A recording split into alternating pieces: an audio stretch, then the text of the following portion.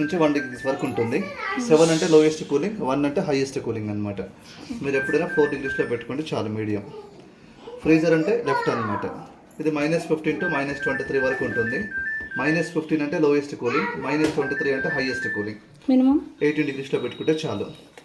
Express freezer అంటే power పోయి వచ్చిన తర్వాతకి ఫాస్ట్ కూలింగ్ కావాలి అంటే ఎక్స్ప్రెస్ కూల్ క్లిక్ చేస్తే ఫ్రిడ్జ్లో ఫాస్ట్ కూలింగ్ అవుతుంది.